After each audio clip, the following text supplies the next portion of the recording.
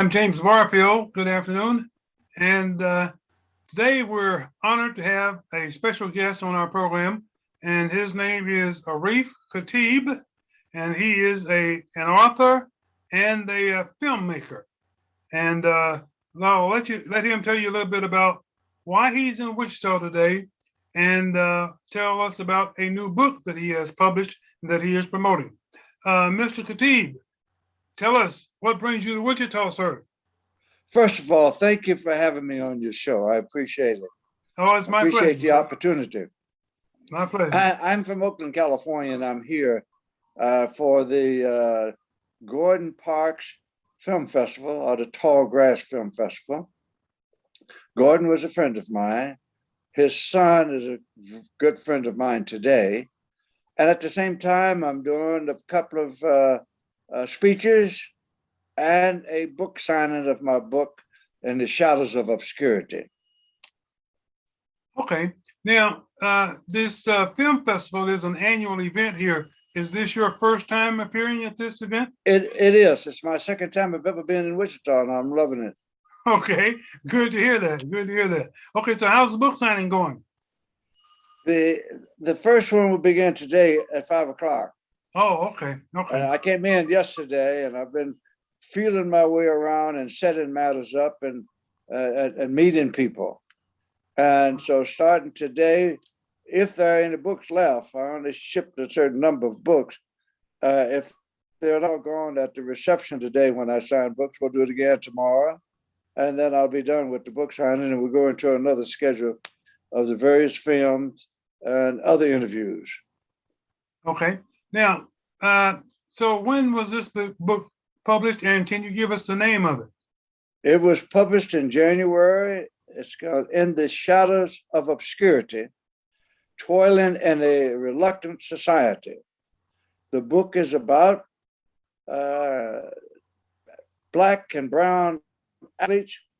Most of them have unheard of, but made major contributions to American sports and society.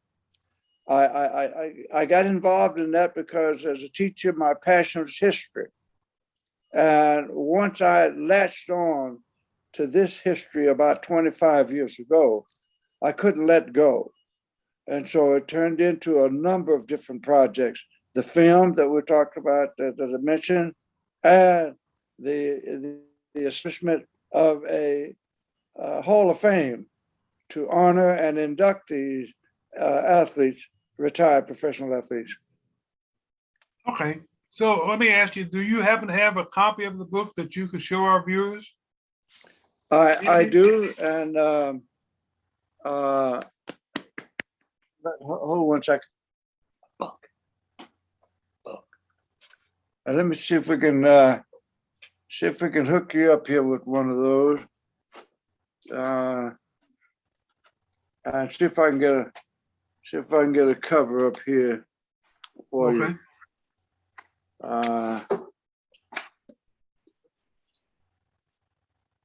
Let me see where we are.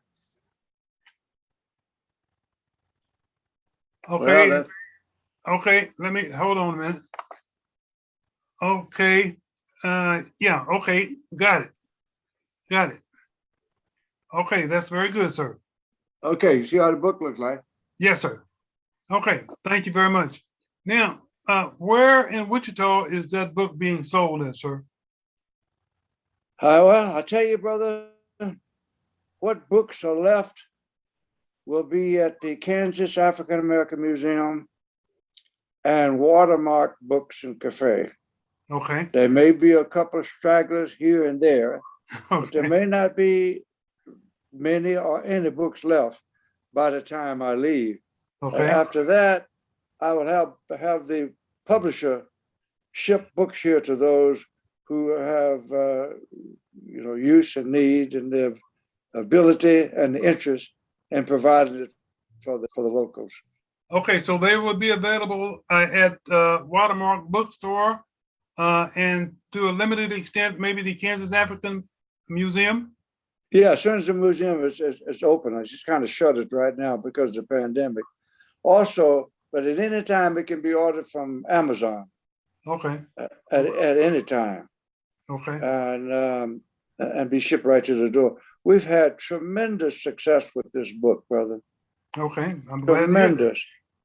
Through Amazon, Barnes and Noble, the publishers, so numerous of them, and it has now moved over into the academic community. Okay. Arkansas Baptist College is the first historical Black college to use the book as an official text, Okay. and it's in the U.S. History Department, and it's also like in the Oakland Public Library. Morehouse is now looking at it. Okay. 2 junior colleges are looking at it, and 3 high schools.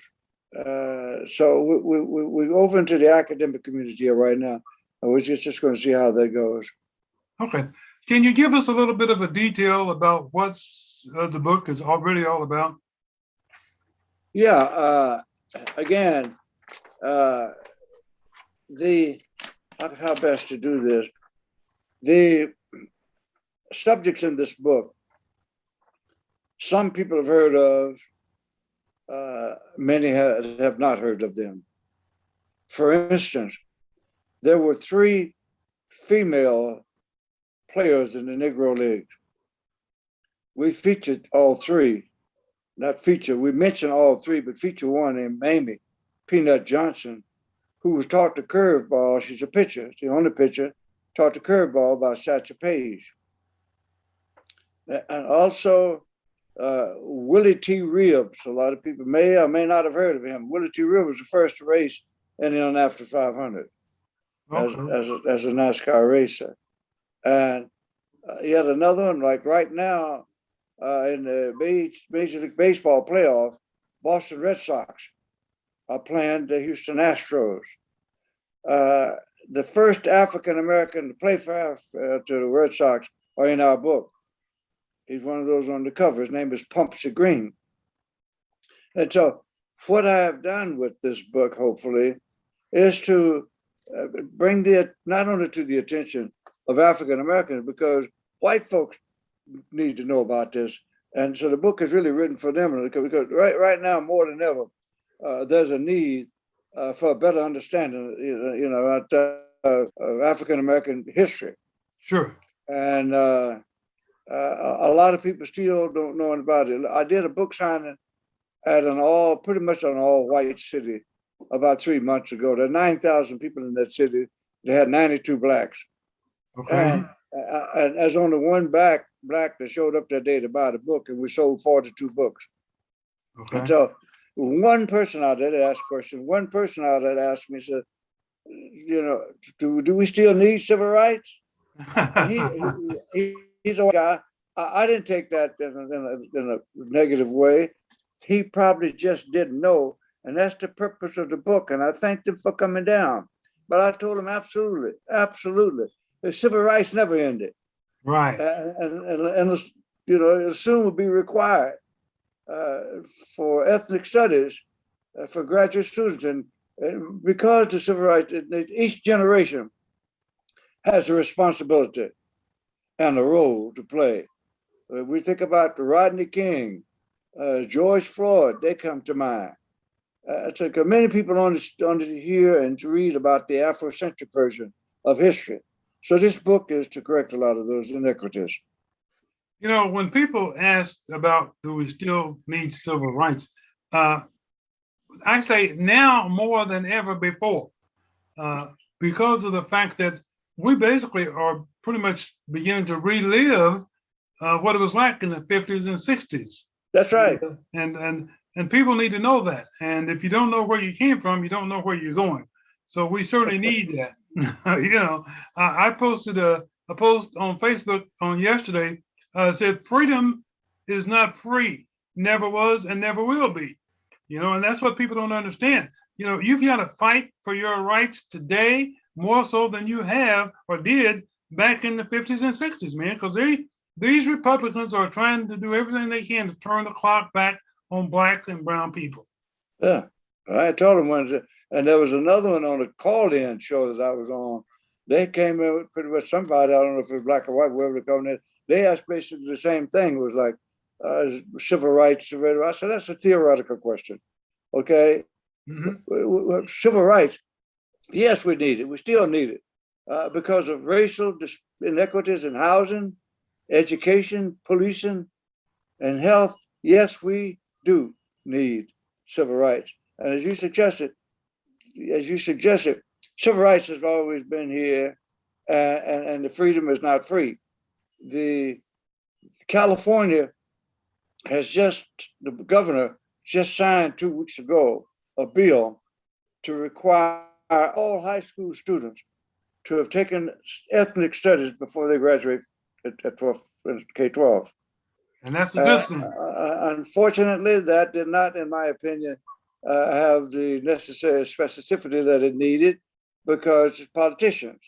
And they said it to 2026 or 2027 graduates or something like that. No, it needs to be right now. Right now. They starting the next semester, but they pushed it back because they're politicians. That's what they do, and that's how they do it. But the civil rights, as we talked about now, is basically an extension of the ethnic studies and Black history that we taught back in the school. And now this has all evolved into Black Lives Matter. And that's an extension. So it's ongoing and it's every day. Any kind of material that one can get to read about it, I suggest that they do it. White, black, red, green, or red. You know, it's unfortunate, but the very things that you mentioned, as I tell people, here we are 50 years later, and we're still battling for the same issues. Same thing. Same issues, yes. You know, so that right there answers the question, do we need civil rights still? Of course we do, you know, and we will, because it's going to take an eternity to get this country to recognize that, hey, we have made, Black and brown people have made tremendous contributions to this country. And there is a nasty, ugly past that they don't want to talk about, they don't want to hear about, and they don't want to read about, actually. And that's what they're trying to sweep under the rug, okay, and withhold from the new generations of youth and young people. You are absolutely correct. But that white guy wrote a book that day. He'd asked a question, he'd talk and listen to me, tell him why we needed it. And he says, how much is the book? I told him, he says, I want one. Okay. So he bought a book. So we hope because we have your thing like, see, racism is bad and created by racists. Because you see on TV and read in the paper and hear people say, I'm not a racist. And the United States, the nation, is not a racist nation. Well, that's a crap. That's a bunch of crap. Racism is perpetrated through lies, fear, and hatred. Those are racist. And they don't like to hear anyone call them a racist. Well, they don't like to hear that. Well, they don't want to. But they are. They don't want to admit that America is full of systemic racism. They don't want to deal with that. And you know, I tell you, Mr. Khatib, I equate that with the same thing as asking, do you beat your wife? And they all say, oh no, I don't do that.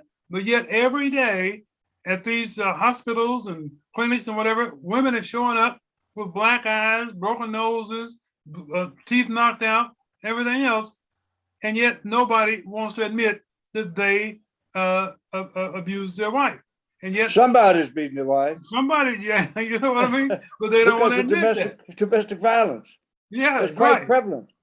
That's right, you know. So that's the same thing with the racism. I mean, they don't want to admit it, and they don't want to admit that America is a racist country. But everywhere you turn, if you're black or brown, you face racism on a daily basis. Every day.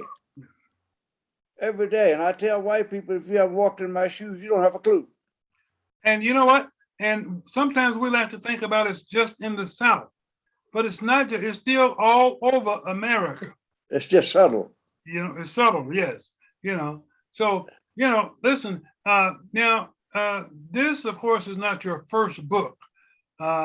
but you've written other books. And do you focus more on racial issues or sporting issues, or what basically do you focus on?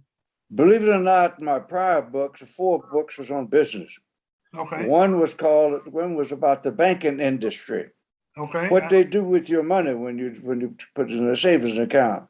Mm-hmm. Another one was back in the days pre-computer, was how to reestablish your credit, because we as African Americans, everybody had bad credit, and at the time when I did, I had bad credit. So on how to reestablish it. People are doing them now in different ways, and at companies now, so-called reestablish it. You can't do it anymore because of computers. It's a business now, Right. rather than a necessity. Right. And then the other book I wrote was on sports, but it was for women. Okay. And it was called A Woman's Ticket to Understanding Football. Okay. Because at that time, about 37.8% of women who were going to football games didn't understand it. Okay. They were there with boyfriend, a husband, significant other, brother, uncle, whatever, because it was something to do and it was exciting.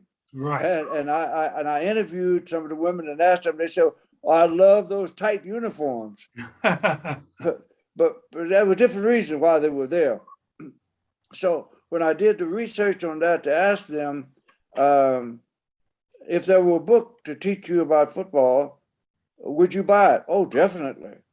So then I wrote the book on football.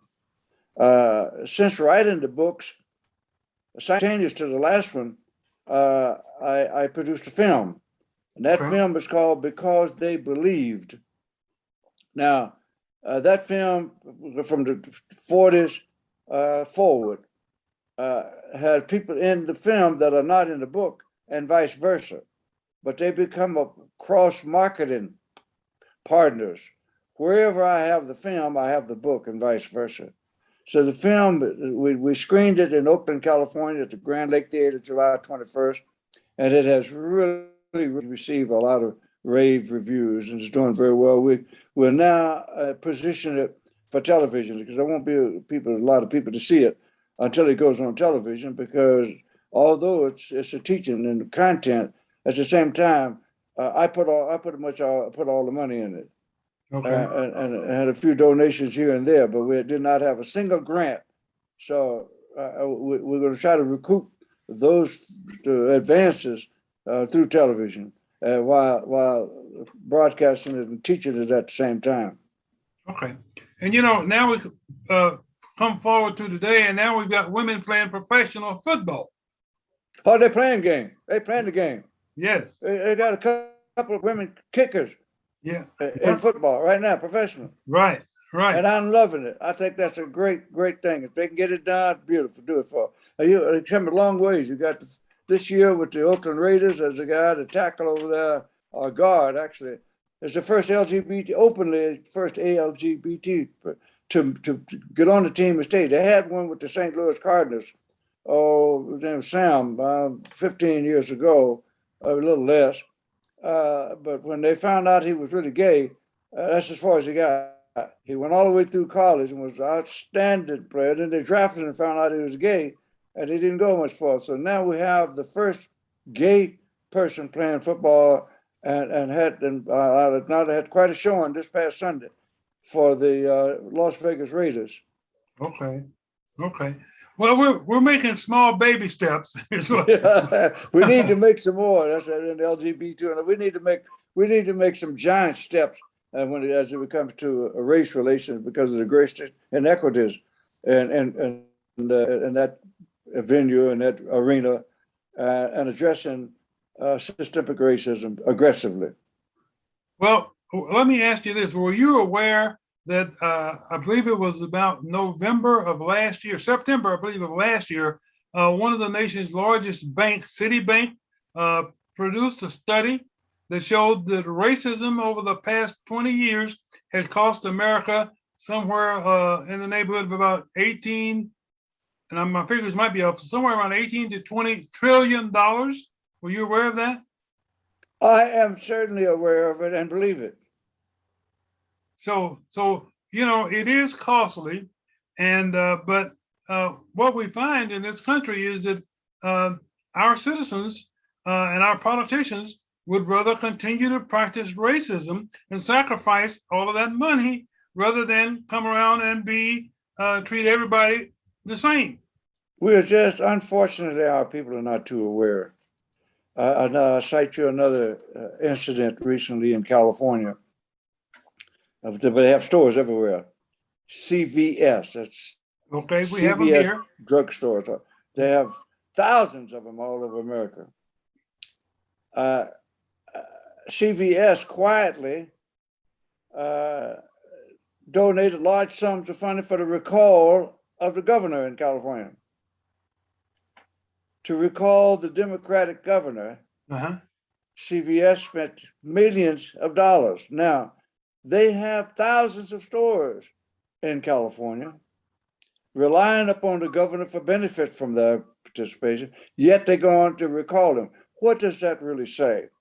It says they are staunch racists and Republicans, and they want to replace the Democrat and put a Republican in there so they can do what they need to do with CBS. Right. Was it the same day I did a little walk because there's a CVS 2 blocks from me. I walked down there just to observe. Did that have an impact on anybody? It did not. 3 out of 5 blacks was going in that store. And when they came out, I asked them, had they heard of this? They said, no, I didn't know about it. Right. Well, I find that interesting, but not surprising. No, we have to shine the light on them, brother. Right. When that happens. Right. Absolutely. And it happens all across America, and in some places that you would be surprised at, and others you would not be. But it happens all over. Like I said, it's institutional racism. It is. People call it what they want, but that's what it is. It's systemic institutional racism. I tell people to do their homework because a lot of the people they're paying large sums of funds to on a monthly basis, telecommunications and other issues, are using that money to promote issues and political bills that is the direct opposite of their needs and their interests. They're things that are not in their best interest. Yeah. That's not of their interest. Right. Well, let me turn to your filmmaking, Mr. Khatib. Tell us about that part of your business. I'm not a filmmaker. I'm a film producer. Producer, okay. Sorry. And as a producer, I interviewed 24 subjects. Again, many of the people I'd never heard of, others had forgotten. And then I took that to a filmmaker, and between the two of us, we generated a film because they believed. That name came from because when I would interview the athletes, I'd ask them, particularly those who are in singular sports like track and field, boxing or whatever, they're on their own. How did you achieve, do what you've achieved? They said, because I believe I could. And so I named the film because they believed. I'm gonna mention 2 or 3, like Dr. John Collis. John Collis reveals some information in that film that he said he had not told anyone else, and he's been a friend for a long time. And when I did the interviews, I wanted what you're doing right now. Sure. I wanted raw stuff. Sure. I didn't want any sugar-coated answers. Right. I didn't want any of that stuff that editor is going to edit it out because it doesn't fit what their formats are. Right. I told them I wanted the raw stuff. Tell me everything. And many of them did. Dusty Baker, who's in the Major League Baseball playoffs right now, has a compelling story in that film that will surprise people of what he faced with racism. Sure. Another one, Billy Mills. Billy Mills was the second Native American or indigenous person to win a gold medal for the United States. With 1912 was the first one, Jim Thorpe. And in 1964, Billy Mills won the 10,000 gold medal, 10,000 meters in the gold medal in Tokyo, Japan. Okay. They didn't know who he was. When he finished the race, press was running up to him and said, "Who are you? Who are you?" He wanted the gold medal. Now, they wouldn't give him shoes at the beginning to wear to run in the race because they said these shoes are for the winners. He says, "I'm going to win." Okay. So that is truly a riveting story in the film, and it brought tears to some people because he talked about how when he was at Kansas University, where he was an All-American, that he had contemplated suicide because of the racism that he incurred, and then he goes on to win the gold medal for the United States. Now here's something that's very significant in regard to that. I mean, it's quite significant because the Olympics for America is white folks' crown and jewel. The Olympics are everything. Right. Now, if before Billy Mills won the 10,000 meters in 1964, the United States had never won that medal. Here's the catcher. They have not won it since. Really? But you don't hear them talking about that. Right, right. You don't hear them talk about it at all. They hide that. But were not for a Native American or an indigenous person, the United States would be shut out in the 10,000 meter gold in the Olympics. I'll tell you, that's amazing. That's what we teach. Yeah. Yes. And we need more of that. We need this kind of exposure. And we need, as you said, we need people, don't sugarcoat that stuff, man. Tell it like it was. Yeah, tell the truth. Is. Tell the truth. Yes. Yes. If you tell the truth, then it's going to be raw. Yes. Yeah. Because if you don't do that, you're complicit with it. And you basically, as the old saying goes, if you're not part of the solution, you are part of the problem. Absolutely. So absolutely. Okay. So you will be signing books, and where will you be at this afternoon at 5 o'clock? At the Drury Hotel.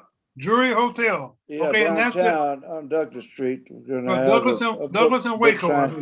We're gonna have a book signing there, and as I say, what's left over, we'll find slots for them, or I may just donate them to, say, the African American Studies over at the university. While I'm here, I'm here to teach, and to share this information that we have in this book. Okay. Well, sir, I wish you the best of luck, and I hope you sell a lot of books. And I want to thank you for joining us today and spending a little time with us. And we appreciate the information that you shared. And we're looking forward to spending some time with you again. If you're ever in Wichita, or if you're outside Wichita, we'll be happy to talk to you and have you on and share some of your wisdom. Brother, I can't thank you enough. It's my pleasure. The interview, and I appreciate what you're doing. Keep doing what you're doing. Okay, you're a vital part of what we're trying to achieve. Thank you very much, sir. Appreciate it. I hope to meet you. Well, how late will you be there at the jury? I'm going to be here till Monday. Oh, okay. I'll be in Wichita till Monday, so I'll be floating around during the festival. If you get into work close, blow your whistle and holler at me, brother. Give me a hug. We'll do it. I promise. We'll do it. Okay, my man. All right. Thank you much, buddy. Appreciate it. Have a good evening. You too. Bye-bye. This program is brought to you by Flex